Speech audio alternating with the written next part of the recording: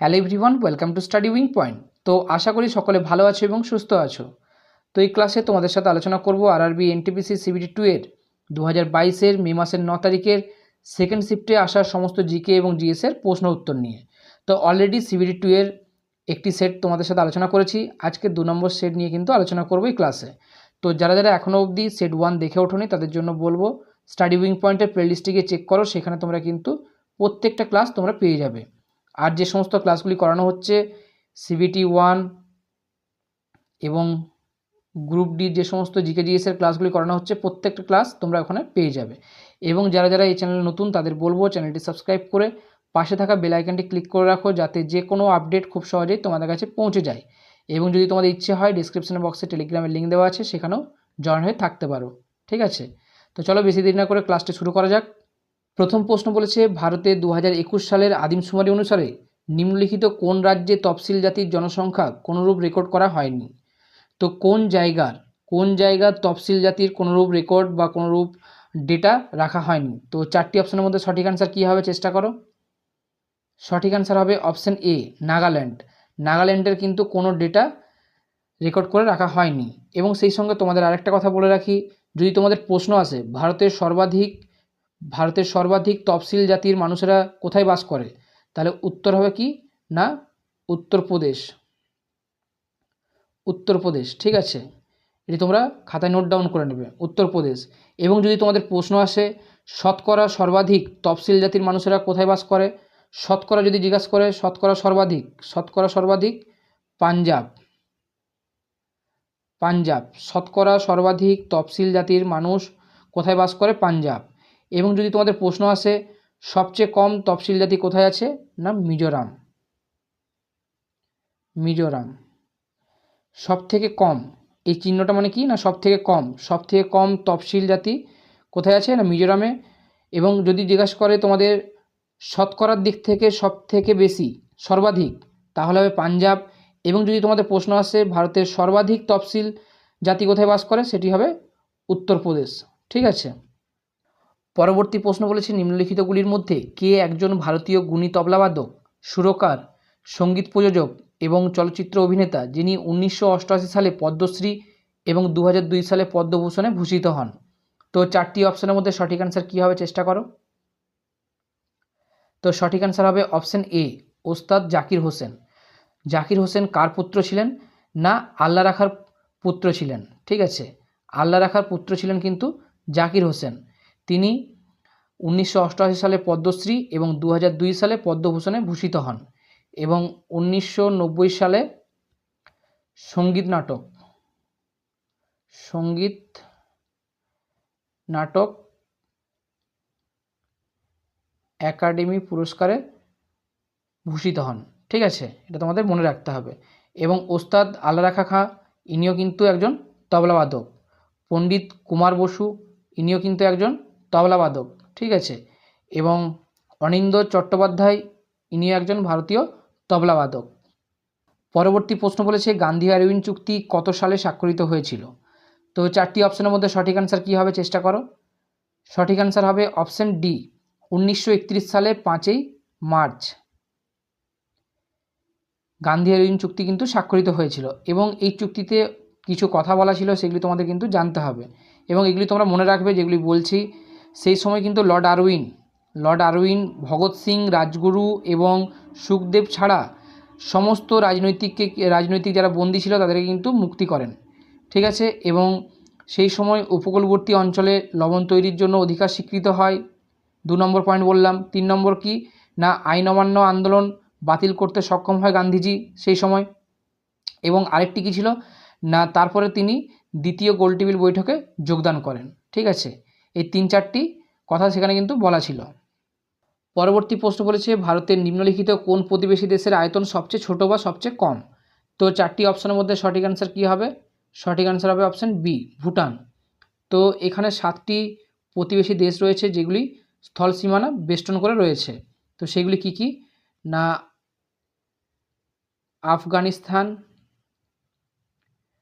আফগানিস্তান, বাংলাদেশ, ভুটান, চীন মায়ানমার, নেপাল,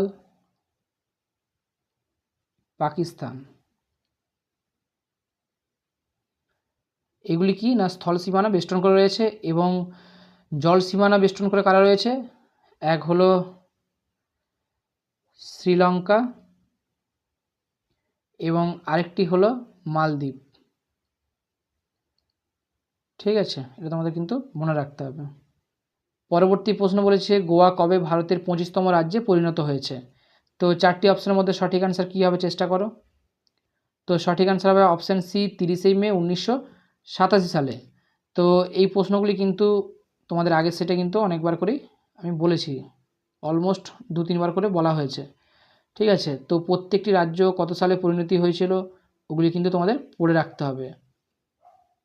পরবর্তী প্রশ্ন বলেছে নিম্নের কোন নদীর উৎপত্তি আমাদের প্রতিবেশী দেশ নেপালে? অর্থাৎ নেপালের উৎপত্তি নদীর নাম এখানে জানতে চেয়েছে। তো 4টি অপশনের মধ্যে সঠিক অ্যান্সার কী হবে না সঠিক অ্যান্সার হবে অপশন ডি রাপ্তি। রাপ্তি কিন্তু নেপাল থেকেই উৎপত্তি। তো এটিকে কিন্তু দুটো ভাগে ভাগ করা হয়েছে, একটি হলো পূর্ব রাপ্তি এবং আরেকটি হলো পশ্চিম রাপ্তি। ঠিক আছে, এটা তোমাদের মনে রাখতে হবে। পরবর্তী প্রশ্ন বলেছে নিম্নলিখিত কে হলো ভারতের জাতীয় অর্কেস্ট্রার প্রতিষ্ঠাতা? তো 4টি অপশনের মধ্যে সঠিক অ্যান্সার কী হবে? সঠিক অ্যান্সার হবে অপশন ডি রবিশঙ্কর। রবিশঙ্কর হলেন ভারতের জাতীয় অর্কেস্ট্রার প্রতিষ্ঠাতা এবং রবিশঙ্কর ছিলেন একজন সেতার বাদক এবং সেই সঙ্গে কিন্তু অনুষ্কা শঙ্করও ছিলেন একজন সেতার বাদক। এগুলো কিন্তু তোমাদের প্রশ্ন আসে। পরবর্তী প্রশ্ন বলেছে হেমিস গোম্পা উৎসবটি শুরু কার জন্মবার্ষিকী উদযাপন করতে উদযাপিত হয়? তো 4টি অপশনের মধ্যে সঠিক অ্যান্সার কী হবে না সঠিক অ্যান্সার হবে অপশন ডি গুরু পদ্মসম্ভবের জন্মবার্ষিকী উপলক্ষে কিন্তু লাদাখে হেমিস উৎসব পালিত হয় এবং এটি কিন্তু 2 দিন ধরে পালন করা হয়। পরবর্তী প্রশ্ন বলেছে নিচের কোন নদীটি চীনের তিব্বত অঞ্চলে সাংপো নামে পরিচিত? তো 4টি অপশনের মধ্যে সঠিক অ্যান্সার কী হবে চেষ্টা করো। সঠিক অ্যান্সার হবে অপশান সি ব্রহ্মপুত্র। ব্রহ্মপুত্র কিন্তু চীনের তিব্বতে সাংপো নামে পরিচিত এবং এই নদী অরুণাচল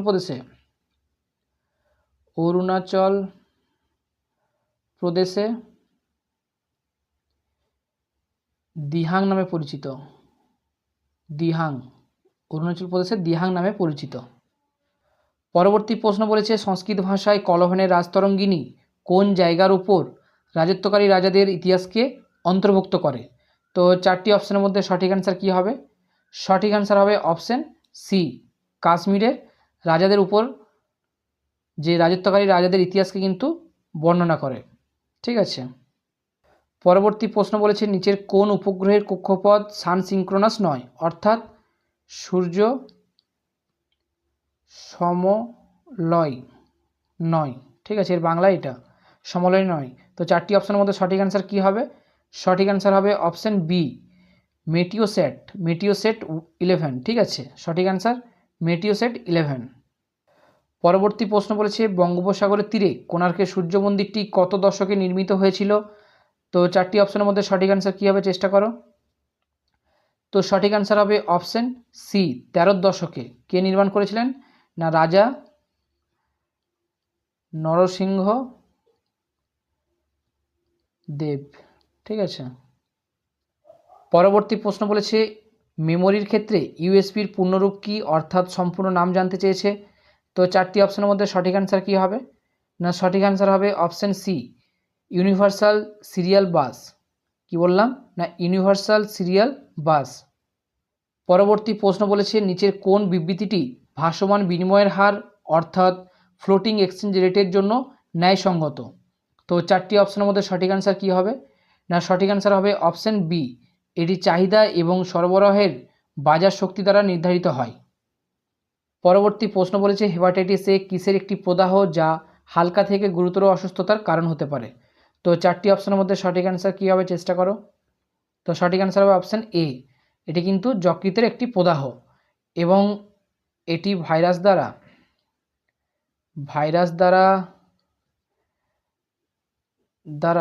দ্বারা সৃষ্ট রোগ, ঠিক আছে।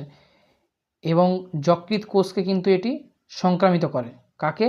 না যকৃৎ কোষকে এটি সংক্রামিত করে এবং প্রদাহ সৃষ্টি করে। পরবর্তী প্রশ্ন বলেছে আধুনিক পর্যায় সারণীতে নিচের কোনটি ডি ব্লকের একটি মৌল? তো ডি ব্লক বলতে এখানে কিন্তু অনেকগুলি আছে, 3D, 4D, 5D, ঠিক আছে, অনেকগুলি কিন্তু সারি আছে এখানে। তো তার মধ্যে সঠিক অ্যান্সার কী হবে? সঠিক অ্যান্সার হবে অপশান বি, এফি। এফি কিন্তু নিচের ডি ব্লকের মধ্যে একটি মৌল, ঠিক আছে।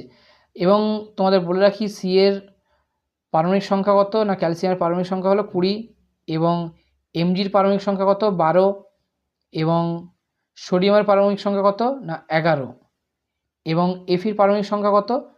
26, ঠিক আছে, এটা তোমাদের মনে রাখতে হবে। পরবর্তী প্রশ্ন বলেছে সংস্কৃত ব্যাকরণের বিকাশ শুরু হয় পাণিনির কোন বই দিয়ে? তো 4টি অপশনের মধ্যে সঠিক অ্যান্সার কী হবে? সঠিক অ্যান্সার হবে অপশান এ, অষ্টাদয়ী। তো আমরা সকলে জানি অষ্টাদয়ী কার লেখা? না পাণিনির লেখা। এবং ললিত বিস্তার কী? না ললিত বিস্তার হলো একটি গৌতম বুদ্ধের জীবন সংস্কৃতি এবং স্থানীয় ভাষায় লেখা একটি সংমিশ্রণের রচনা, ঠিক আছে। এবং বুদ্ধচরিত কার লেখা? অশ্ব ঘোষ।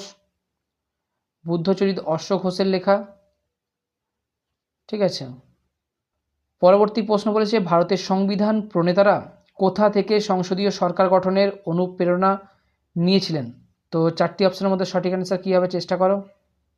তো সঠিক অ্যান্সার হবে অপশান এ, ব্রিটেন থেকে কিন্তু এই অনুপ্রেরণা নিয়েছিলেন। পরবর্তী প্রশ্ন বলেছে রেড আর্থ অ্যান্ড পিওরিং রেন উপন্যাসের লেখককে? তো 4টি অপশনের মধ্যে সঠিক অ্যান্সার কী হবে?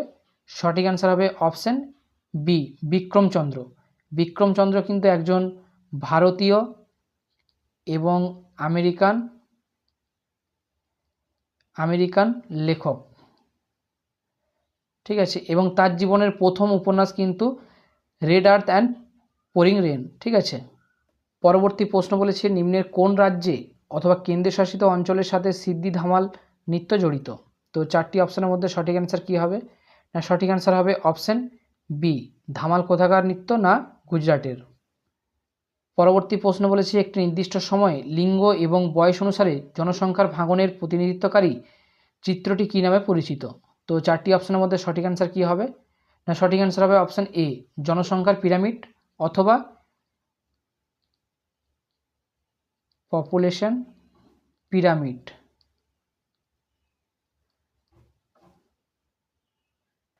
পরবর্তী প্রশ্ন বলেছে প্রখ্যাত গায়িকা এম.এস. সুব্বালক্ষ্মী ছিলেন একজন ভারতীয় কর্ণাটিক গায়িকা, তিনি কোথায় জন্মগ্রহণ করেন? তো 4টি অপশনের মধ্যে সঠিক অ্যান্সার কী হবে? না সঠিক অ্যান্সার হবে অপশান ডি, মাদুরাইয়ে তিনি কিন্তু জন্মগ্রহণ করেন। এবং তিনি ম্যাগসেসে রামন ম্যাগসেসে পুরস্কার কিন্তু পান, ঠিক আছে। রামন ম্যাগসেসে পুরস্কার তিনি পেয়েছিলেন। নেক্সট প্রশ্ন বলেছে স্ক্যান্ডিনেভিয়া হলো একটি সাংস্কৃতিক অঞ্চল যা নিচের কোন মহাদেশে পাওয়া যায়? তো 4টি অপশনের মধ্যে সঠিক অ্যান্সার কী হবে? চেষ্টা করো। তো সঠিক অ্যান্সার হবে অপশান সি, ইউরোপ। তো এই স্ক্যান্ডিনেভিয়া নামটি এসেছে কোথা থেকে? না দক্ষিণ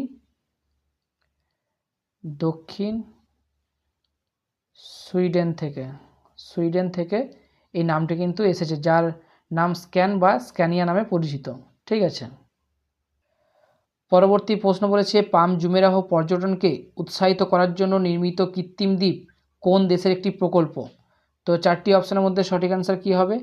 না সঠিক অ্যান্সার হবে অপশান এ, সংযুক্ত আরব আমিরাত, ঠিক আছে।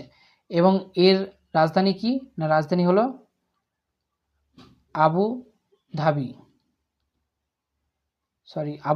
ঠিক আছে। পরবর্তী প্রশ্ন বলেছে টাটা এয়ারলাইন্স মূলত কত সালে চালু হয়েছিল? তো 4টি অপশনের মধ্যে সঠিক অ্যান্সার কী হবে?